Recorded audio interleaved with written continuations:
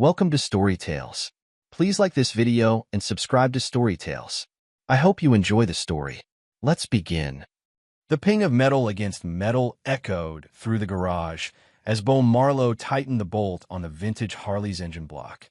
His movements were precise, economical, nothing wasted. Across from him, Junie sat cross-legged on an overturned milk crate, a wrench in one hand and a half-eaten sandwich in the other. "Hand me that 5/8 socket," Bo said, extending his palm without looking up. Junie placed it in his hand.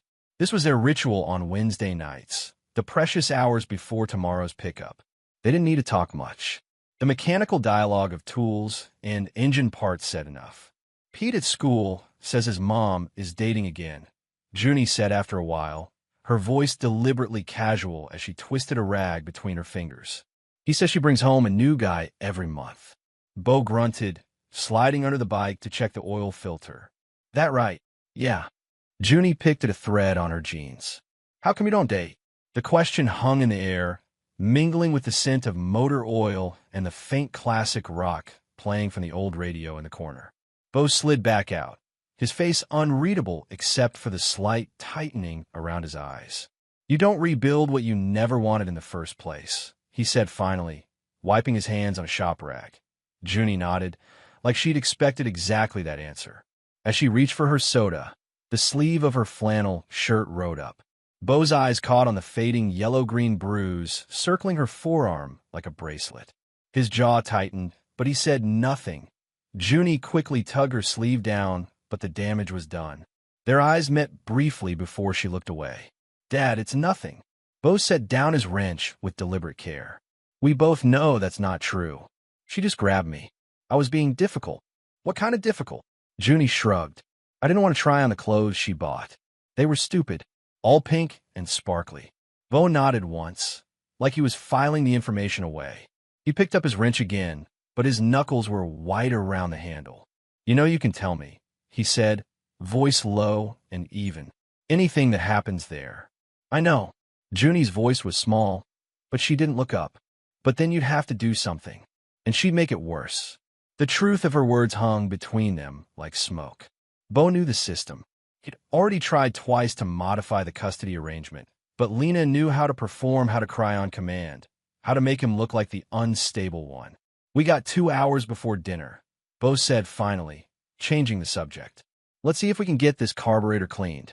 What neither of them said was that not everything broken could be fixed. Thursday afternoon arrived with the inevitability of a thunderstorm. Bo stood in the driveway, hands in the pockets of his worn jeans, waiting. Junie's overnight bag sat at his feet. She'd been quiet all morning, eating her cereal in small, mechanical bites. Not meeting his eyes, the rumble of an approaching engine made them both straighten. A glossy white SUV with custom rims swung into the driveway, tires crunching on gravel. The windows were tinted, but Bo could make out Lena's silhouette behind the wheel. Junie's fingers found the edge of Bo's jacket, tugging slightly. An unconscious gesture from earlier days. "You call me if you need anything," Bo said, looking down at his daughter. "Anytime." "I know, Dad." Her voice was steady, but her eyes kept darting to the SUV. "I'll be fine." The driver's door swung open, and Lena Hollis emerged like an actress making an entrance. Her blonde hair was styled in beachy waves, her lips painted a perfect shade of pink. She wore white jeans and a silk blouse that caught the light as she moved. Designer sunglasses hid her eyes, but not the slight sway in her step. "Junie Bug," she called, voice bright but slightly too loud. "There's my girl." Bo felt his jaw clench. "Pills." Not enough to be obviously high, but enough to blur the edges. "Hi, Mom," Junie said, picking up her bag. Lena came around the car and engulfed Junie in a cloud of expensive perfume. "I've been thinking about you all week." She pulled back, holding Junie at arm's length.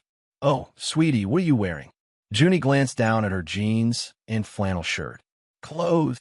You're not wearing that all weekend, right?" Lena laughed, the sound brittle. "I bought you that adorable dress. The blue one. We're going to dinner at Roberto's tonight." Bo stepped forward. "Lena, she has a math test Monday. She needs study time." Lena's smile didn't waver, but something cold flickered behind her sunglasses. "Always the worrier, Bo." She'll be fine. It's just dinner. She turned her attention back to Junie. Let's get going, baby. We have so much to catch up on.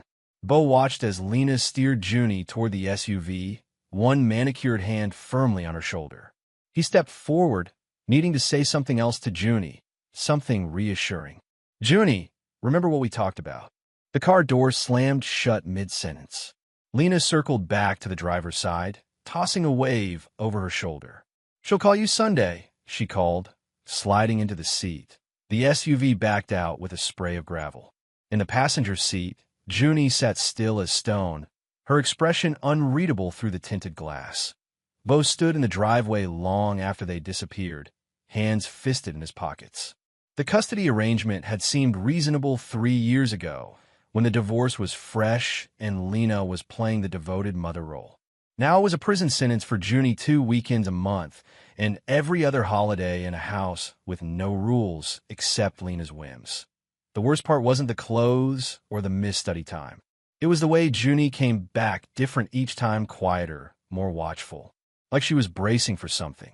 The house that Lena had bought with her new boyfriend's money sat in a gated community on the edge of town, all stone and glass and unnecessary angles. Inside, Junie dropped her bag by the door, taking in the familiar chaos. Music blared from hidden speakers, some thumping pop song that made her teeth hurt. Avery, Lena called out, tossing her keys into a crystal bowl. We're home.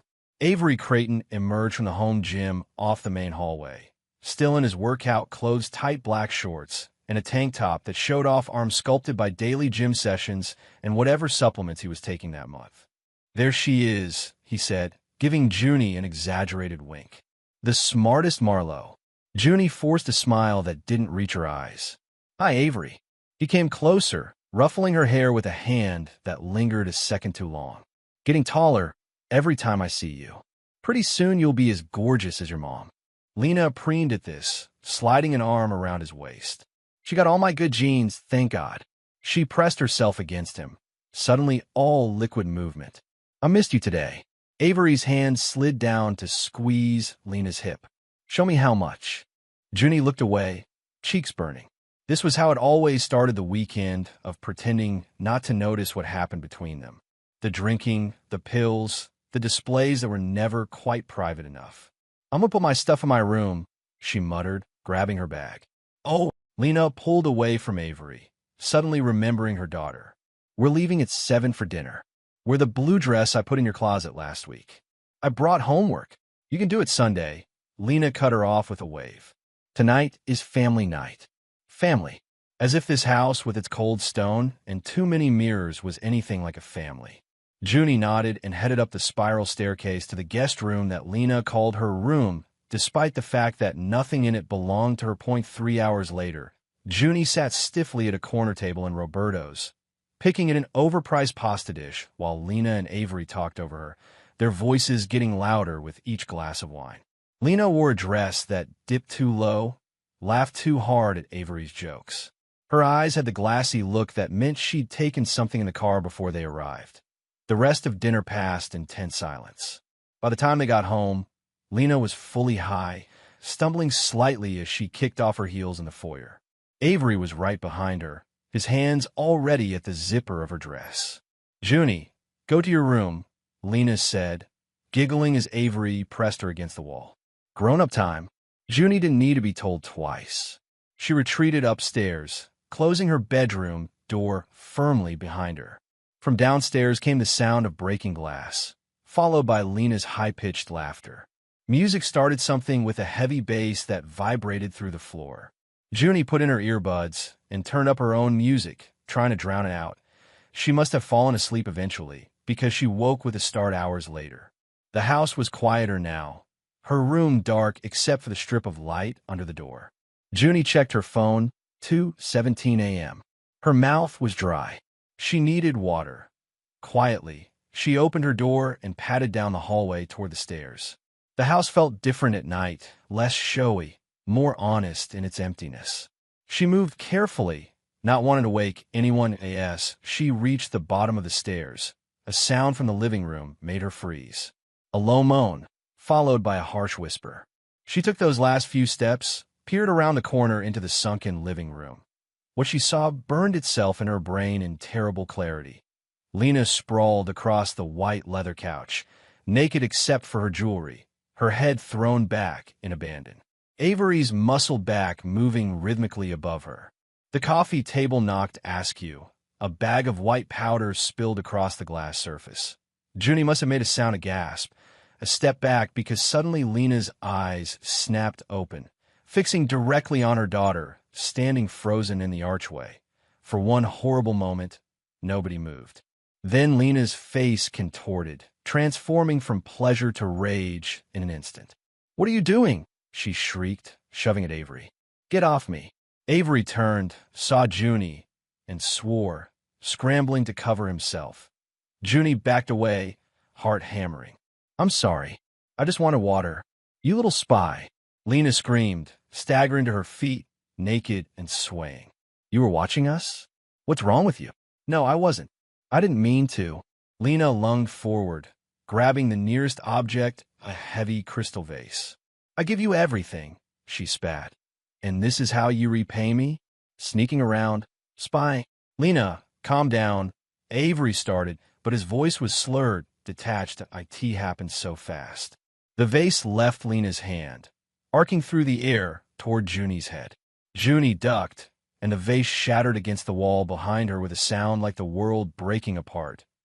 In the sudden silence that followed, Junie ran up the stairs into her room, slamming the door behind her and pushing the desk chair into the handle.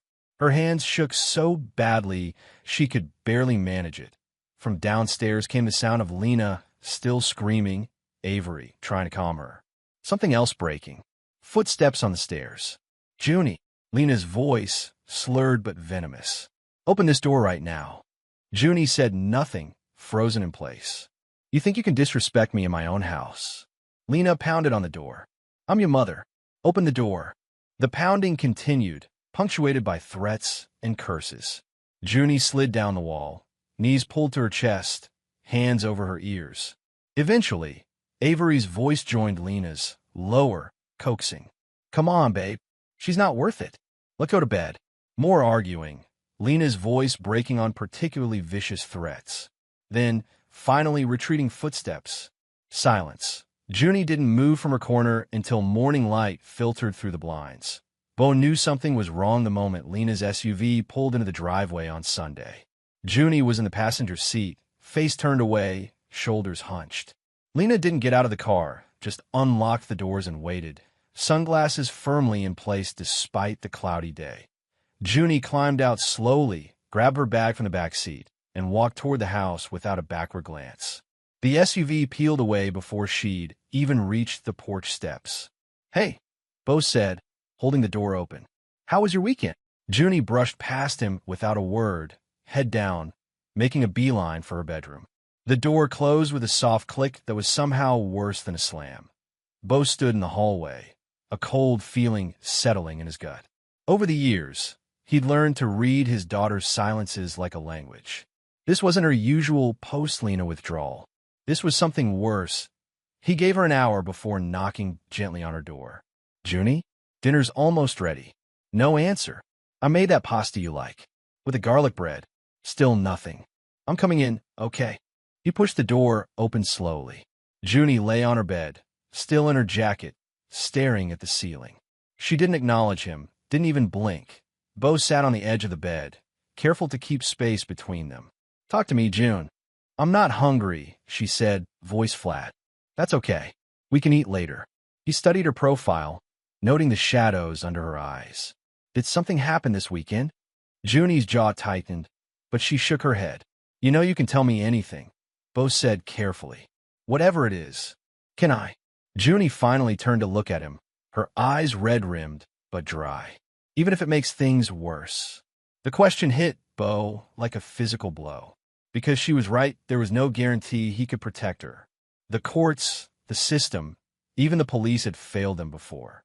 "I want to help," he said finally, the words inadequate even to his own ears. Junie said nothing for so long that Bo thought she wasn't going to speak at all.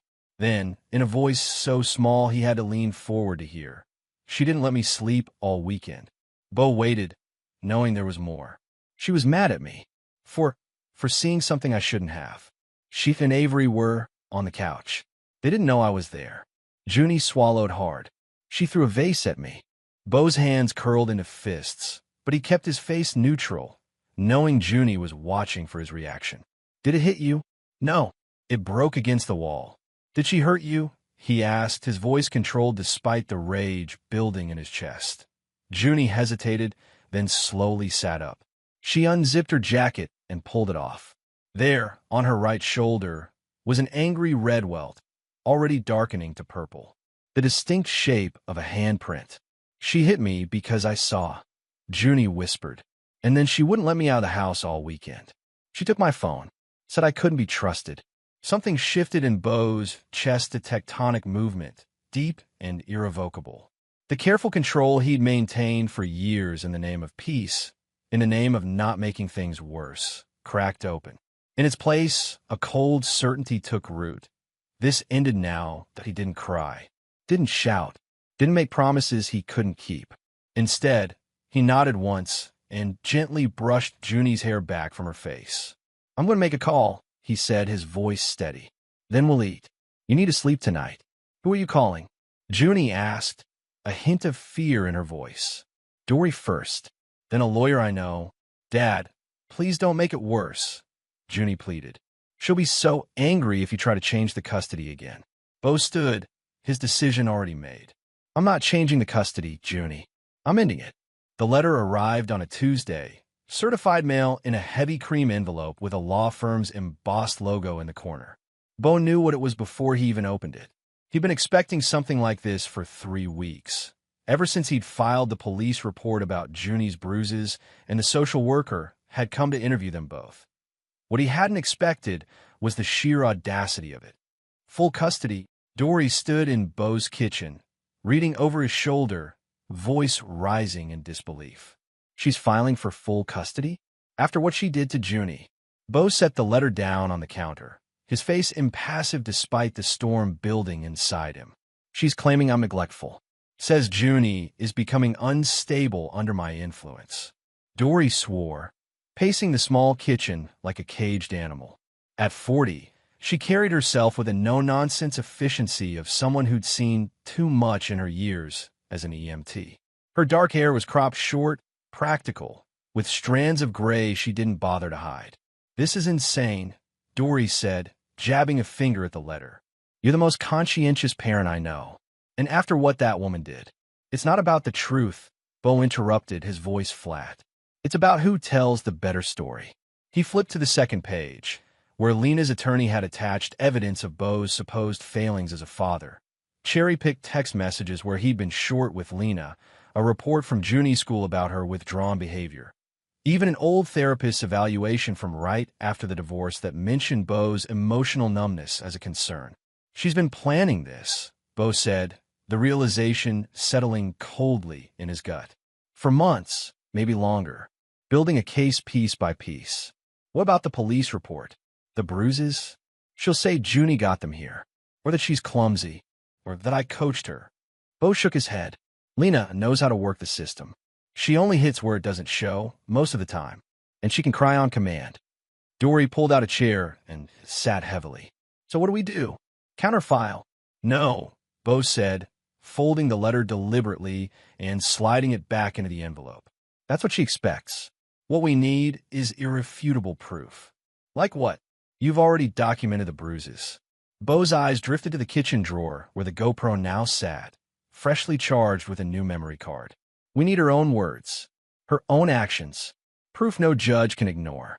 The back door opened, and they both turned as Junie walked in from the school bus, backpack slung over one shoulder. She stopped when she saw their faces. What happened? She asked, immediately alert to the tension in the room. Beau and Dory exchanged a look. They'd agreed not to burden Junie with the details until they had a plan. But looking at his daughter, now, the wariness in her eyes, the way she braced herself for bad news, Beau realized she was already carrying burdens no child should have to bear. Your mom filed for full custody, he said simply. Junie went very still, her face draining of color. She can't do that. She's trying, Bo confirmed. But we're not going to let it happen. How? Junie's voice cracked slightly. She always gets what she wants. She'll lie. She'll make you look bad. Not this time, Bo said, decision crystallizing. This time, we're going to show everyone exactly who she is. He crossed to the drawer and pulled out the GoPro, holding it up. You know how to use one of these? Junie nodded slowly, understanding dawning in her eyes. You want me to record her? Only if you're willing, Bo said carefully.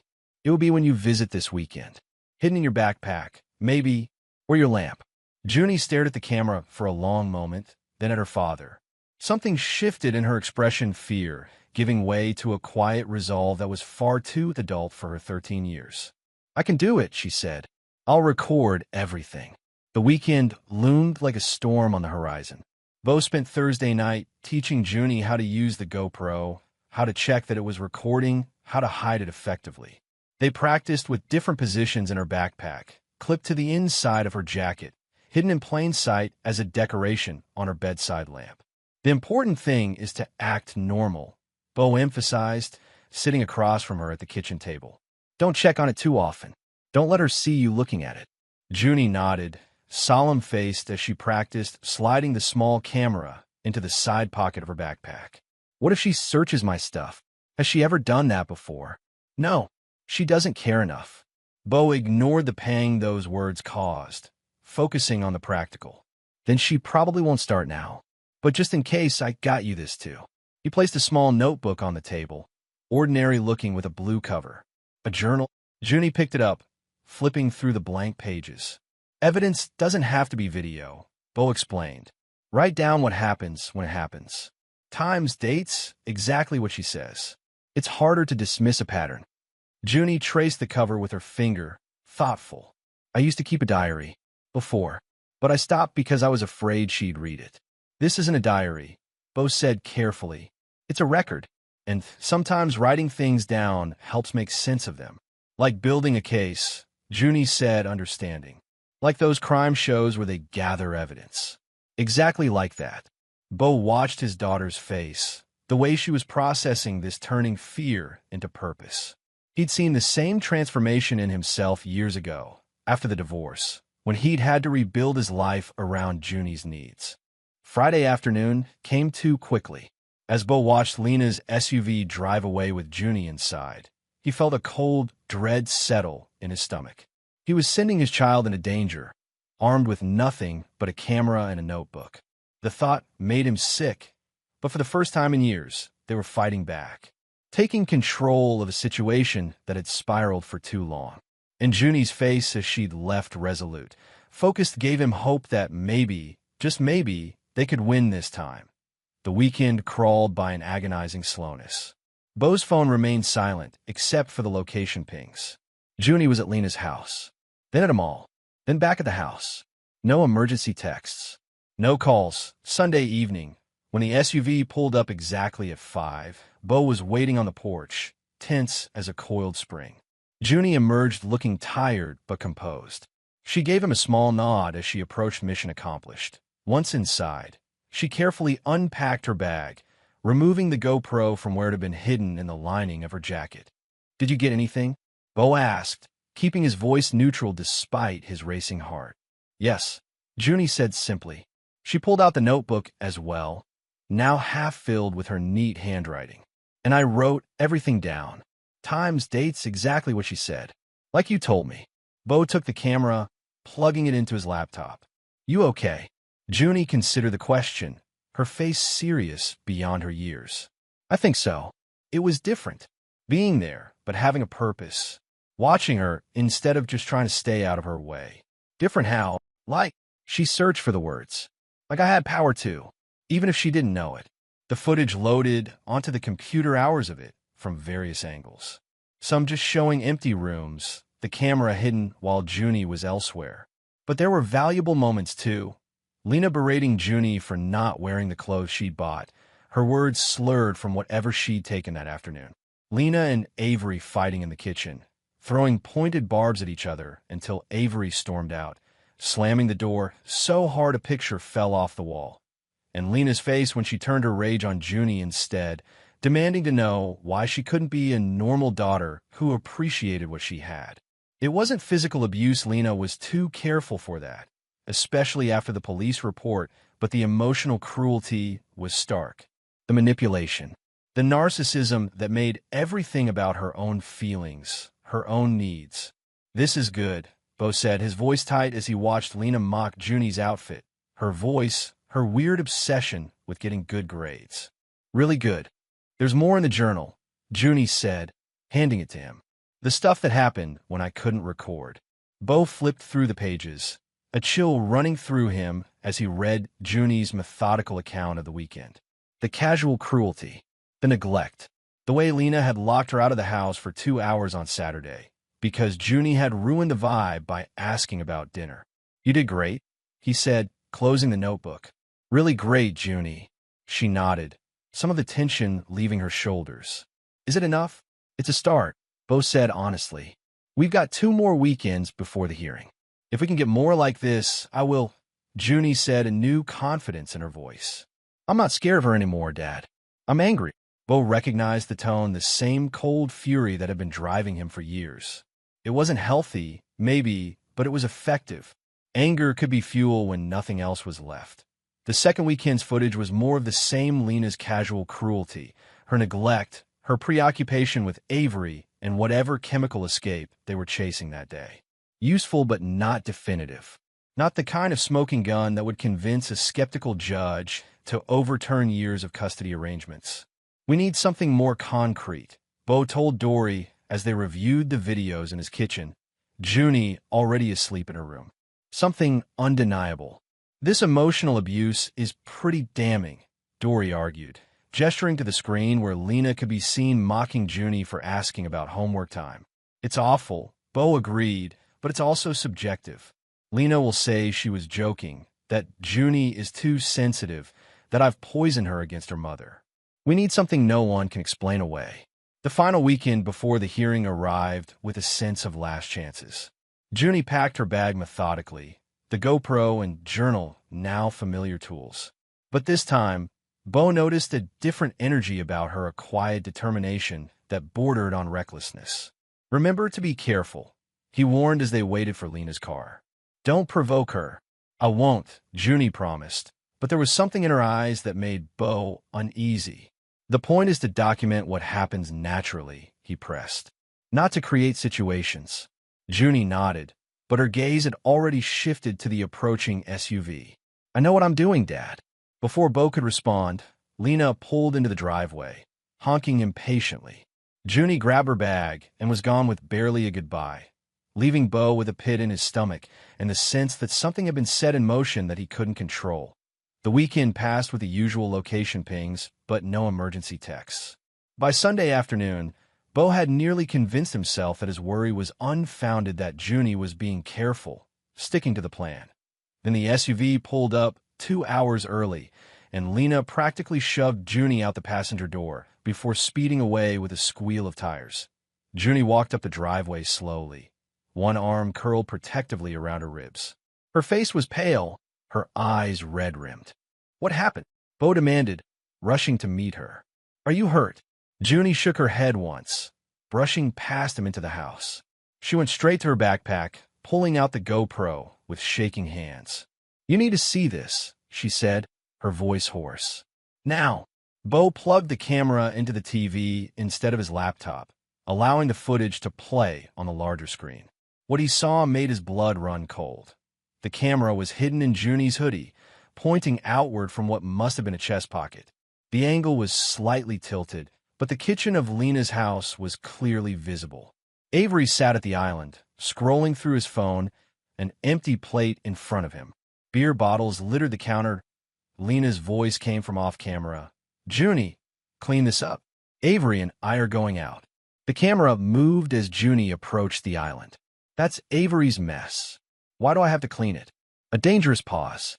Then Lena stepped into frame, her face tight with barely controlled rage. "What did you just say to me?" I said. Junie's voice was calm but firm. "That I'm not cleaning up after Avery. He's a grown man.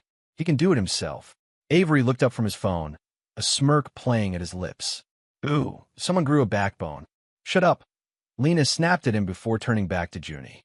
You'll do what I tell you to do in my house. Clean it up. Now. No. The single word hung in the air like a thunderclap. Bo felt his chest tighten as he realized what Junie had done. She deliberately provoked Lena, knowing what would happen. On screen, Lena's face transformed, shock giving way to fury. What did you say to me? I said no. Junie repeated, still unervingly calm. I'm not your maid. I'm not here to clean up after your boyfriend. I have homework to do. What happened next was so fast, it was almost a blur. Lena's hand connecting with Junie's face in a vicious slap that sent the camera jerking sideways. A glimpse of the floor, then the ceiling, as Junie staggered backward. You ungrateful little bitch. Lena's voice, venomous now. After everything I do for you. The camera stabilized as Junie regained her balance. Lena was advancing on her, fists clenched. What do you do for me? Junie's voice was stronger now, challenging. You ignore me unless you need someone to show off to your friends. You leave me alone in the house for hours. You're high most of the time I'm here. Shut up. Lena shrieked, lunging forward. This time the camera captured everything in horrific detail. Lena's hand striking Junie's face again, then grabbing her arm, throwing her to the floor with surprising strength. The impact as Junie fell. And worst of all, the deliberate kick Lena delivered to Junie's side as she lay curled on the tile. Know your place, Lena spat, standing over her. You think your father wants you? He's stuck with you. At least I'm honest about what a disappointment you are. In the background, Avery watched the whole thing with detached interest, like it was a mildly entertaining TV show. Damn, Lena, he said finally. Take it easy. You'll leave marks. Only then did Lena seem to remember herself, stepping back with a shaky laugh. She'll be fine. She's tough. Aren't you, Junebug? Get up and clean this mess, and maybe we'll bring you back something from dinner. The footage continued for another minute, Junie struggling to her feet, the camera capturing glimpses of the floor, the counter finally stabilizing as she stood.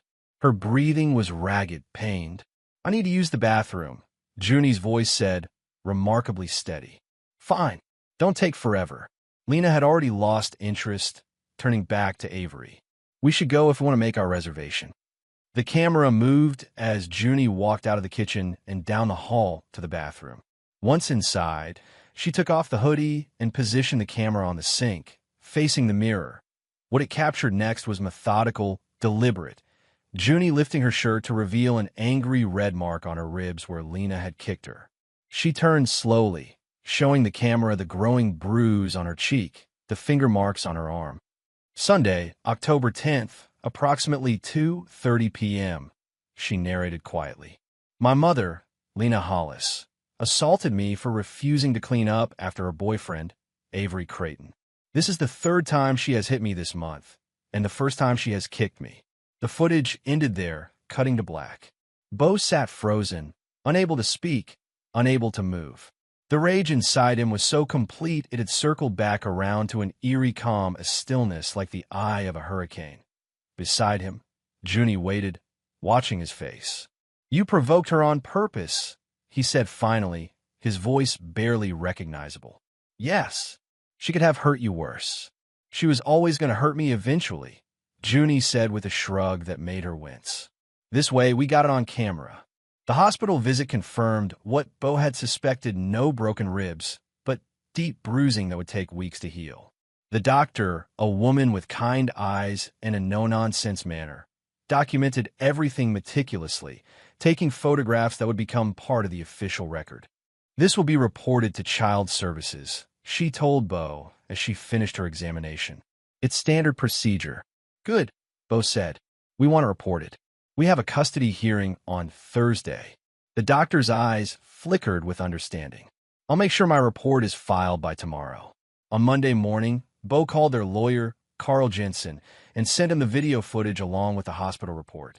By afternoon, they had an emergency meeting scheduled with Nessa Dorn, the court-appointed child advocate assigned to Junie's case. She needs to see this before Thursday, Bo explained to Junie as they drove to Nessa's office. Her recommendation carries a lot of weight with the judge. Junie nodded, staring out the window. She'd been quieter since yesterday, the adrenaline of her plan giving way to a bone-deep exhaustion. The bruise on her cheek had darkened to a vivid purple, impossible to hide. Nessa Dorn's office was in a converted Victorian house downtown, the kind of place that tried to feel homey despite the serious work done inside. She met them in the lobby, a tall woman with close-cropped silver hair and piercing blue eyes.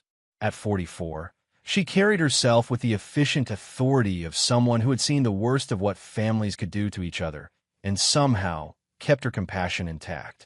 "Junie," she said warmly, then her eyes caught on the bruise. Her expression didn't change, but something hardened in her gaze. "Why don't you come with me? Your dad can wait here." Bo squeezed Junie's shoulder gently. "I'll be right here." He watched them disappear down the hallway, anxiety churning in his gut. Nessa had been assigned to their case 3 weeks ago, and so far, her reports had been neutral to the point of being unhelpful. She'd visited both houses, interviewed both parents, and come away with the professional assessment that both homes were adequate for Junie's needs. But that was before the video, before the hospital report, before the evidence that couldn't be explained away. 45 minutes later, Junie emerged alone, her face pale but composed. She sat next to Bo without a word. "You okay?" he asked quietly. She nodded. "She wants to talk to you now." Nessa appeared in the doorway, her face unreadable. "Mr. Marlowe? This way, please." Bo followed her down the hall to a small office lined with children's drawings and professional certifications. Nessa closed the door behind them and gestured for him to sit. "I've reviewed the video Junie provided," she said without preamble, "and I've read the hospital report." Bo waited, hands clasped tightly in his lap. "Why didn't you call the police immediately?" Nessa asked, her tone carefully neutral. The question hit Bo like a slap. "I want to make sure Junie was okay first. Get her checked out. Then talk to our lawyer. Ms. Hollis is claiming Junie staged the whole thing," Nessa continued. "That you coached her to provoke an incident to bolster your custody case." Of course she was. Rage flared in Bo's chest, but he kept his voice steady. "That's absurd. Why would I ever put my daughter in harm's way?" "To win," Nessa said simply. "People do desperate things in custody battles, Mr. Marlowe." "I didn't coach her," Bo said firmly. "Did I know she was recording? Yes. Did I tell her to provoke Lena? Absolutely not. I specifically told her not to." Nessa studied him for a long moment. "Junie says the same thing, that she decided on her own to stand up to her mother, knowing it might turn violent. That's the truth. It's a dangerous gamble for a 13-year-old to make on her own. Junie's been dealing with Lena's abuse for years," Bo said, leaning forward. "She knows her mother better than anyone. She knew exactly what buttons to push." Nessa's expression softened slightly. "That's what concerns me, Mr. Marlowe. A child shouldn't have to be that strategic just to be safe." "I agree," Bo said, relief flooding through him as he realized Nessa was on their side. "That's why we're fighting this custody battle. Junie deserves better." "She does," Nessa agreed. She opened a folder on her desk, pulling out a slim sheaf of papers. "I've been working on my evaluation for Thursday's hearing. In light of this new evidence, I'll be revising my recommendation." "To what?" "Full custody to you, with supervised visitation for Ms. Hollis if Junie wants it at all." Nessa's professional demeanor cracked slightly, a flash of genuine emotion showing through. "What I saw on that video was inexcusable. I won't be party to placing a child back in that environment." The county courthouse stood like a stern patriarch at the center of town, all imposing columns and weathered stone steps. Bo parked in the public lot across the street, checking his watch 45 minutes early, just as their lawyer had advised. "Remember," he said to Junie as they walked toward the building, "you only have to tell the truth. That's all." Junie nodded, her face solemn behind the curtain of hair she'd let fall to partially hide the fading bruise. She wore a simple blue dress with a cardigan, clothes that were neat but not showy, appropriate for a girl her age. The opposite of the tight, glittery outfits Lena always tried to force on her. Their lawyer, Carl Jensen, met them on the courthouse steps, a solid man with thinning hair and the steady presence of someone who had seen it all but could still be surprised. He shook Bo's hand firmly. "Everything's filed," he confirmed. The video, the hospital report, Junie's journal, the photos of previous injuries. Judge Rusk has had it all since yesterday afternoon. And Lena sighed. Bo asked, Carl's expression tightened. Marty filed a motion to exclude the video as evidence of parental alienation. Claimed you manipulated Junie into provoking Lena to create false evidence. That's ridiculous, Bo said, keeping his voice low so Junie wouldn't hear. Anyone who watches that video can see. I know, Carl cut him off. The judge denied the motion. The video stays in, but be prepared Marty's going to come at this hard. He'll try to paint you as obsessive, controlling. He'll say Junie is troubled, acting out. Let him try, Bo said, his jaw set. We have the truth. Inside, the courthouse was all polished wood and hushed voices. Their footsteps echoed on the marble floor as Carl led them to Family Court 3, where a small crowd had already gathered outside. Dory was there, pacing nervously in her best blazer. She rushed over when she saw them. How are you holding up, kiddo? She asked Junie. Her usual bluntness softened with concern. I'm okay, Junie said, the ghost of a smile touching her lips. Just want it to be over. It will be soon, Dory promised, squeezing her shoulder gently. She turned to Bo, lowering her voice. Lena's already inside with the boyfriend, and about 6 friends she dragged in for moral support. Of course she was. Lena never missed an opportunity for an audience. At 5 minutes to 9, the bailiff opened the courtroom doors, and they filed in. The room was smaller than Bo had expected, intimate almost, with dark wood paneling and uncomfortable-looking benches. At the front, Judge Halden Rusk sat behind an imposing desk, reviewing papers with a frown etched into his leathery face. Lena sat at the table to the left, her posture perfect in a modest cream-colored dress that made her look like she'd stepped out of a PDA meeting. Her blonde hair was pulled back in a simple ponytail, her makeup subtle, the perfect picture of a concerned mother. Beside her, Marty Dimes leaned back in his chair with the casual confidence of a man who expected to win. He was younger than Carl, with an expensive haircut and a smile that never reached his eyes. Avery was nowhere to be seen. Smart move on Lena's part. Instead, she'd surrounded herself with carefully selected friends, mostly women, who sat in the gallery looking appropriately somber. Bo, Junie, and Carl took their places at the right table. Dory slipped into the bench directly behind them, a solid presence at their backs. All rise. The bailiff called as Judge Rusk set aside his papers. Family Court of Deschutes County is now in session. The Honorable Judge Halden Rusk presiding. Everyone stood, then sat, as the judge nodded.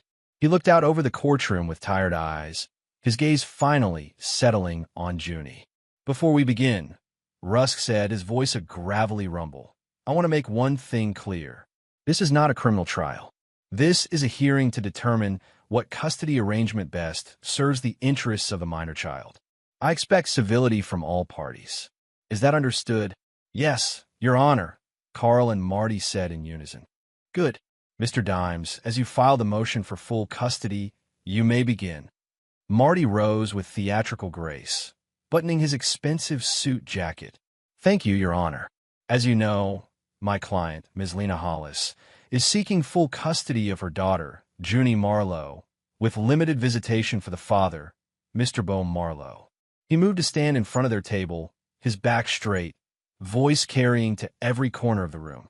We believe this change is necessary because Mr. Marlowe has engaged in a systematic campaign to alienate Junie from her mother coaching the child to reject Ms. Hollis's love and guidance, encouraging disobedience and disrespect. Bo felt his hands curl into fists under the table. Next to him, Junie sat perfectly still, her face a careful blank. Ms. Hollis is a devoted mother who has maintained a successful career while always prioritizing her daughter's well-being, Marty continued. She provides Junie with cultural experiences, social opportunities, and the kind of nurturing environment every growing girl needs. The performance continued for nearly 20 minutes, Marty painting Lena as the wounded, loving mother and Bo as the bitter ex-husband poisoning their daughter's mind. He didn't directly mention the video or the hospital report, but danced around them, suggesting that recent events were the result of Bo's manipulation rather than Lena's actions. Throughout it all, Lena sat with her hands folded, occasionally dabbing at her eyes with a tissue. A perfect performance of maternal distress. When Marty finally concluded, Carl rose with less flourish but equal determination. "Your Honor, what we have here is not a case of parental alienation, but of a father desperate to protect his child from documented abuse." He gestured to the file on the judge's desk. "The evidence is clear and disturbing. Ms. Hollis has repeatedly subjected Junie to emotional and physical abuse.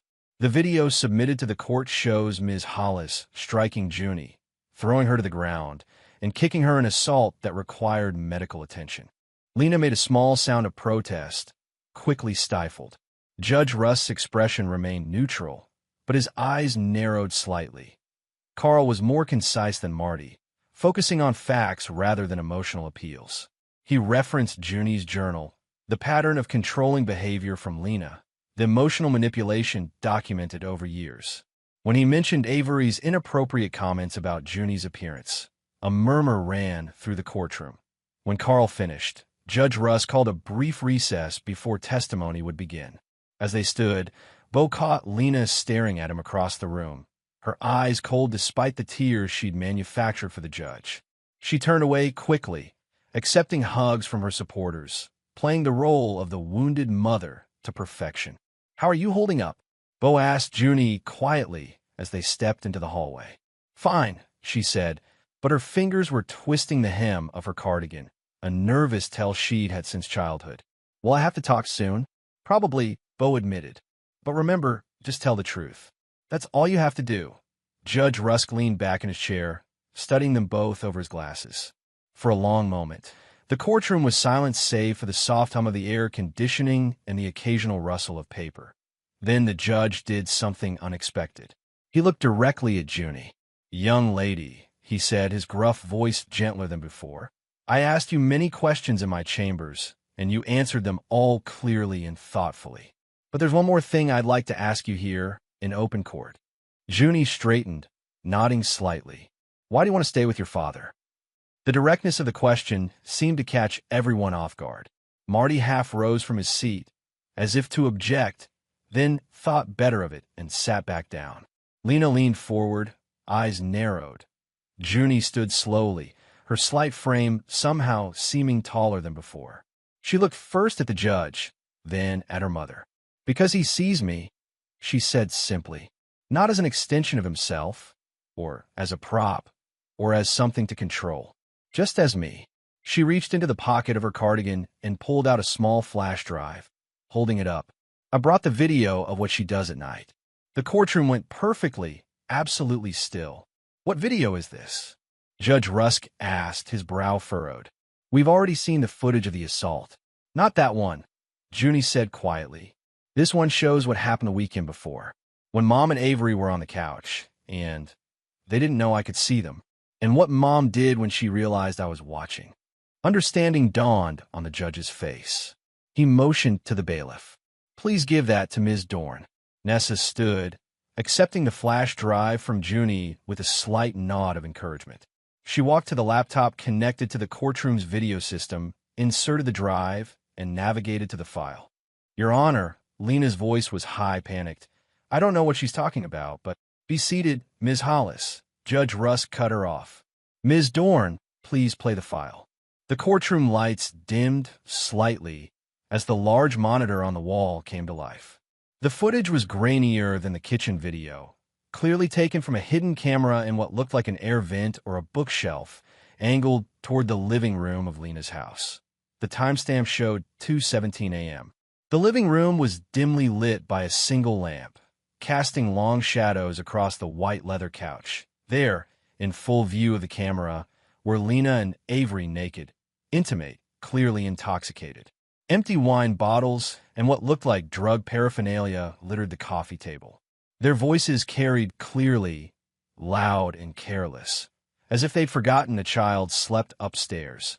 Then came movement from the edge of the frame. Junie, appearing at the bottom of the stairs in pajamas, clearly seeking water or the bathroom. The moment she saw what was happening, she froze, eyes wide with shock, Lena's head turned. Saw her daughter watching, and her face transformed from pleasure to rage in an instant. What are you doing? Lena's voice, slurred but venomous. Are you spying on us, you little freak? Junie backpedaled, clearly terrified. No, I needed water. Liar. Lena shoved Avery aside, standing naked and swaying. You're always watching, always judging. Just like your father. I'm sorry. Junie whimpered, backing toward the stairs. I didn't mean to. The camera captured in terrible clarity what happened next. Lena lunging forward, grabbing a heavy crystal vase from the side table. Junie turning to run. The vase leaving Lena's hand in a vicious arc, missing Junie's head by inches and shattering against the wall in an explosion of glass. Next time I won't miss. Lena screamed, advancing on her terrified daughter. Get out of my sight. The video continued just long enough to show Junie fleeing up the stairs, Lena collapsing back onto the couch in drunken rage, and Avery actually laughing as he poured another drink. Then the screen went black. The courtroom remained silent, frozen in collective horror. Bo felt sick, physically ill, though he'd already seen the footage when Junie first showed it to him.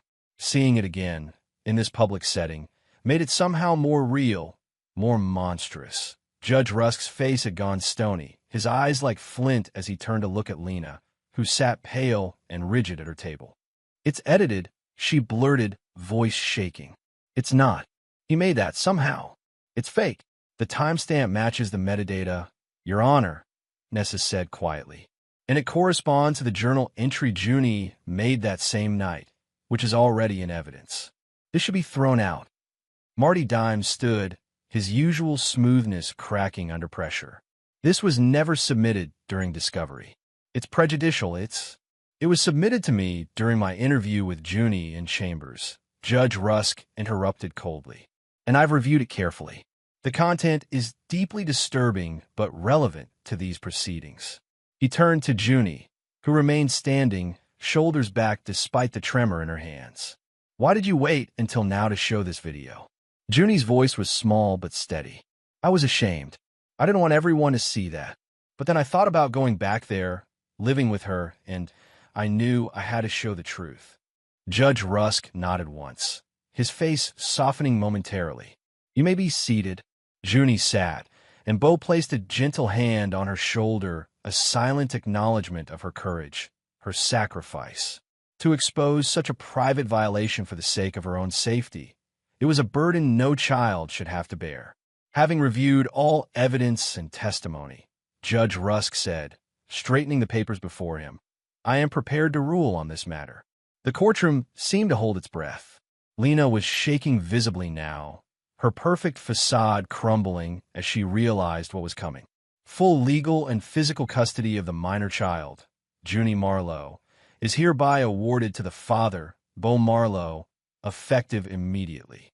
Bo closed his eyes briefly, relief washing through him in a wave so powerful it left him lightheaded. Ms. Hollis, the judge continued, his voice hardening. Your visitation rights are suspended pending completion of a psychiatric evaluation and substance abuse treatment program. Additionally, a protective order is issued prohibiting you from contact with the minor child except through court-approved channels. No, Lena shrieked, surging to her feet. This isn't right. He planned this. He turned her against me. Ms. Hollis, control yourself, the judge warned. But Lena was beyond control now, her true face fully revealed as she lunged toward Bo and Junie, finger pointing accusingly. You did this. You poisoned her against me. Two court officers moved quickly to intercept her, gently but firmly taking her arms. Marty Dimes tried to calm her, murmuring urgently in her ear, but she shook him off, her rage building rather than diminishing. Junie, she cried, struggling against the officers. Tell them the truth. Tell them how your father made you say these things. Junie didn't respond, didn't even look at her mother. She kept her eyes fixed straight ahead, her expression blank, as if she'd retreated deep inside herself, where Lena's voice couldn't reach. Get her out of here, Judge Rusk ordered, and the officers began escorting a still struggling Lena toward the door. This isn't over, she called back, makeup streaked with real tears now, her carefully constructed image in ruins. He can't take you from me, Junie. I'm your mother. The doors closed behind her, cutting off her cries.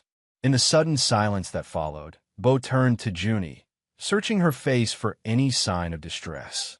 You okay? He asked softly. She nodded, still looking straight ahead. I want to go home now. Okay, Bo said simply. Let's go home. They left the courthouse through a side door to avoid the small crowd that had gathered in the main lobby. Carl walked them to their car, going over the practical details. The formal custody order would be ready that afternoon. Lena would be served with the protective order before the end of the day. The court would assign a different advocate to monitor Junie's adjustment over the next few months as they drove home. Junie stared out the window, silent except for the occasional direction when Bo asked if she wanted to stop anywhere. No, she just wanted to go home. The following days fell into a new rhythm. School, homework, dinner. No more countdown to weekend visits. No more bracing for Junie's return in a state of silent shock. Just the ordinary flow of life, gradually healing the wounds of the past. A week after the hearing, as Bo was changing the oil in his truck, Junie appeared in the garage doorway, watching him work with that quiet intensity that was so much a part of her. Can I ask you something? She said finally. Bo straightened, wiping his hands on a shop rag. Anything. If Mom calls me, if she somehow gets my number, or something, what should I do? The question caught him off guard. Has she tried to contact you? No, Junie said quickly. I was just thinking, what if she does? Bo considered his answer carefully. That would be your choice, he said finally. If you want to talk to her, we can go through the proper channels, make it supervised. If you don't, you have every right to say no. Junie nodded, processing this. What if she says she's changed, that she's better now?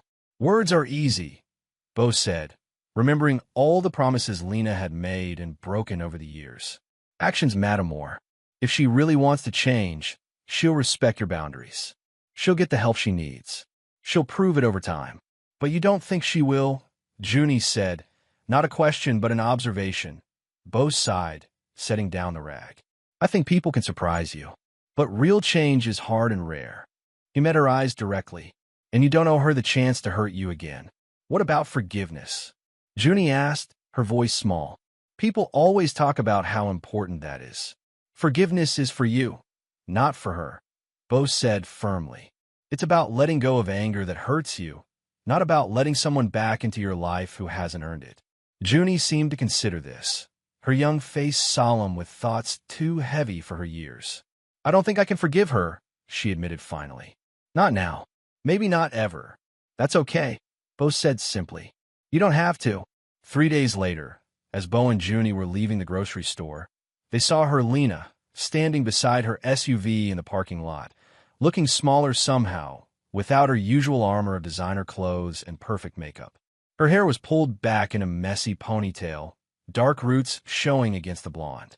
She wore sunglasses despite the cloudy day, but they couldn't hide the hollowness in her face. She saw them at the same moment they saw her. For a heartbeat, no one moved. Then Lena started toward them, hands outstretched in a pleading gesture. Junie, she called, voice breaking. Please, just listen to me for 1 minute. Bo stepped slightly in front of his daughter, instinctively protective. Lena, stop. There's a protective order. You can't be here. She halted a few yards away, swaying slightly like a reed in wind. Please, Bo, don't do this. She's my daughter too. I've lost everything, my home, my boyfriend, my friends. I'm facing jail time. Please don't take her from me too. Junie moved out from behind Bo, her face set in lines of quiet determination. He didn't take me from you, she said clearly. You did. Lena flinched as if struck. Junie, baby, I know I made mistakes. Terrible mistakes. But I'm getting help now. I'm in a program. I'm seeing a therapist. Her voice dropped to a desperate whisper. I'm your mother. No, Junie said, her voice steady despite the slight tremor in her hands. You're just the person who gave birth to me. A mother protects her child. She doesn't hurt her to make herself feel better. The simple truth of it hung in the air between them. Lena's face crumpled, tears sliding beneath her sunglasses. Please, Bo, don't do this. Bo placed a steadying hand on Junie's shoulder. That's far enough, Lena. If you come any closer, I'm calling the police. Please, Bo, don't do this. Lena repeated, her voice breaking. He took in the sight of her, this woman he had once married, once believed he loved. There was a time when her tears would have moved him, when he would have done anything to stop her pain. That time was long past. I didn't do this, Bo said, his voice level. You did. He turned away, guiding Junie toward their truck. Behind them, Lena's composure shattered completely. Please, Junie, she wailed, her voice echoing across the parking lot. I'm sorry. I'll do better. I'll change. Junie didn't look back, her steps steady beside her father's. Her silence was its own kind of power, now not the fearful silence of before, but the calm certainty of someone who had made their choice. 6 months past. Winter gave way to spring, bringing with it a sense of renewal that seemed fitting for their new beginning. Bo, with his savings and a small business loan, opened a custom motorcycle shop in a converted warehouse on the edge of town. He named it Clean Slate Customs, a declaration of intent as much as a business name. Junie never responded to Lena's attempts at contact, never asked about her. The protective shell she developed over years of surviving Lena's abuse gradually softened, but the boundary remained firm. No mother was better than the one she'd had. Bo enrolled her in a private school focused on arts and media, recognizing the talent she'd shown with the camera and journal. She thrived there, making real friends for the first time, her natural intelligence flourishing when not constrained by fear. On weekends, she sometimes helped out at the shop, learning to work with her hands the way Bo had taught her. One evening in late summer, Bo came home from the shop to find Junie waiting for him on the porch, a leather-bound notebook in her hands. Not the journal she'd used to document Lena's abuse. This was something newer, thicker. Hey, he said, climbing the steps to sit beside her. What's that? Junie held it out to him, her expression serious but not fearful. My journal. From the last year. She swallowed hard. I want you to read it. When you're ready. Bo took it carefully, aware of the weight of what she was offering, not just a book, but her unfiltered thoughts, her private processing of everything they'd been through. You sure? He asked. She nodded. I'm sure. It helped me understand some things. Maybe it'll help you too. That night, after Junie had gone to bed, Bo sat at the kitchen table and opened the journal.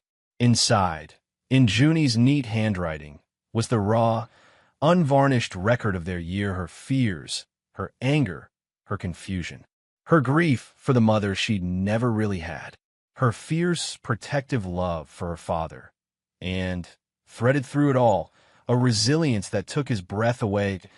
As Bo read the final entry, dated just a week earlier, tears finally broke through the careful control he'd maintained for so long. I used to think being strong meant being quiet, not showing what I felt.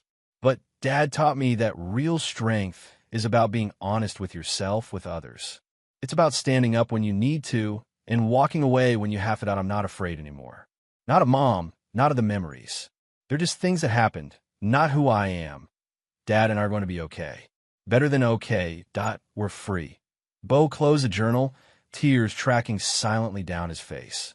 Not tears of sadness or regret, but of release. Of recognition for how far they'd come, for the battles they'd fought and won together. He wiped his eyes, put the journal away safely, and checked on Junie one last time before going to bed. She slept peacefully, face relaxed in a way it never had been during the worst times. Her bruises had long since healed, but the fire that had gotten her through, that quiet, determined core of strength, remained. Outside, the summer night was warm and clear, stars visible through the open window. A new season, a fresh start, and neither of them ever looked back.